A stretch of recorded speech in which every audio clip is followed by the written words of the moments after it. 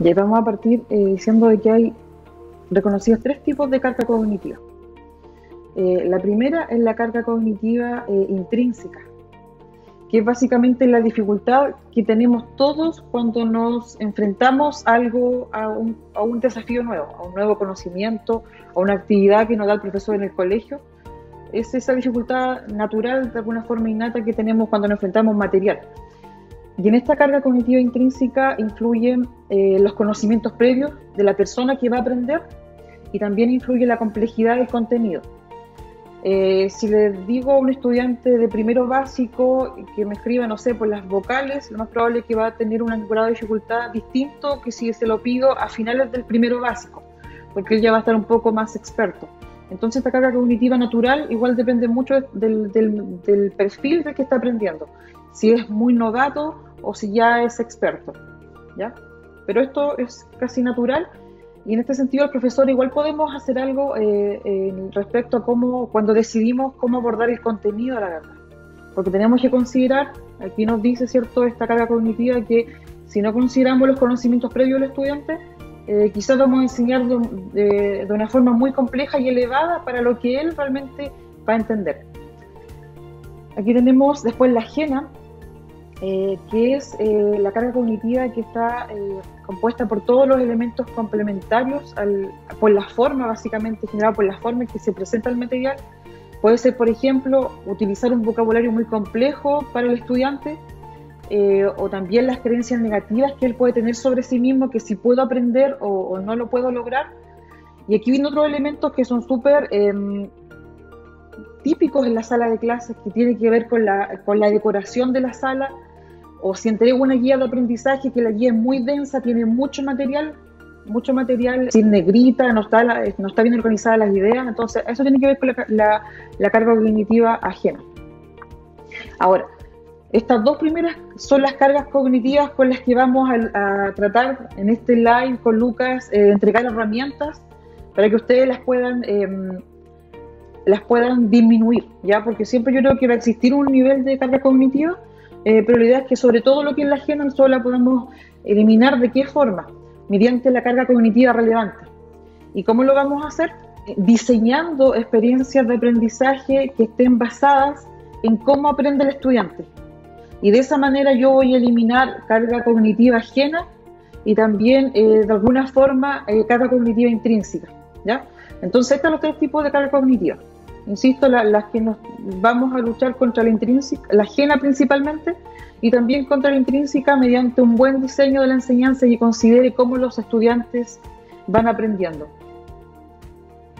Ahora tenemos esta otra tabla, Lucas, acá donde tenemos algunos efectos también en el aprendizaje de estos tipos de carga, con algunos ejemplos. La carga intrínseca obviamente es necesaria porque o también, además de necesaria, quizá no la podemos bypassar o soslayar, es nomás, de cierta manera. Que básicamente es como el desafío que tú tienes ante algo que tienes que hacer, porque si no sientes ningún tipo de carga cognitiva, significa que a lo mejor esté muy fácil lo que te están haciendo o no existe.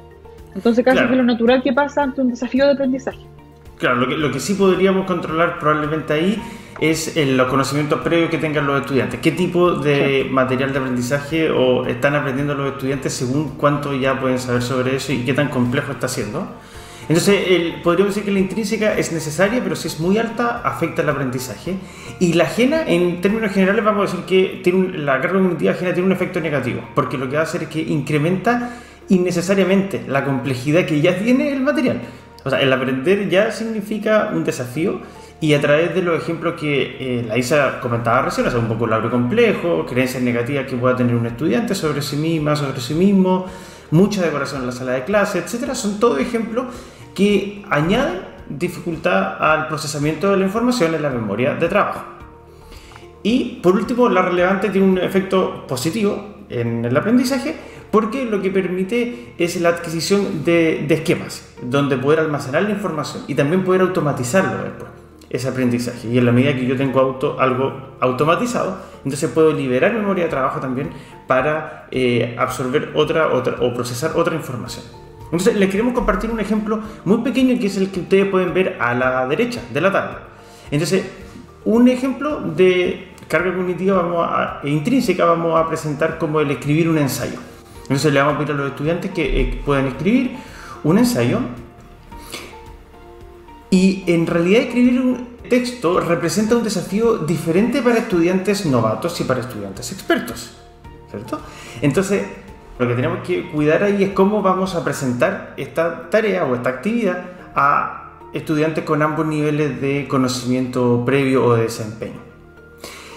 Imaginemos ahora, pongamos una situación que no sería deseable, que sería meter carga cognitiva ajena a esta tarea. Podríamos entonces, si queremos hacer eso, tendríamos que, con mínima guía, pedirle a los estudiantes que escriban un ensayo. Entonces, no les vamos a dar mucha orientación, la verdad, no les vamos a dar mucha guía. Y eso los va a poner a ellos en una situación tremendamente difícil, y de hecho podríamos decir excesivamente difícil, y que va a terminar perjudicando su aprendizaje.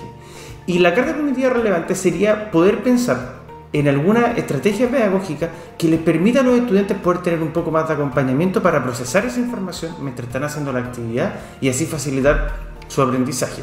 Por ejemplo, les podríamos entregar ejemplos resueltos u orientaciones sobre cómo se puede escribir un ensayo.